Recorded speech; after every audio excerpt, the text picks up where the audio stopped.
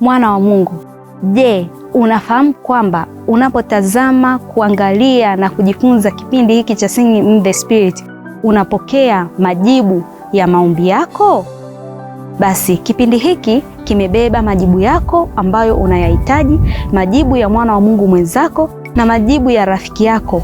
Hebu mshirikishe hizi habari njema na endelea kutazama hizi shuhuda ambazo ninashare na wewe katika siku ya leo, ili na wewe ukathibitike katika majibu ya mahitaji yako. Kristo Yesu anajibu mahali hapa. Hakika Singing in the Spirit, God is at work.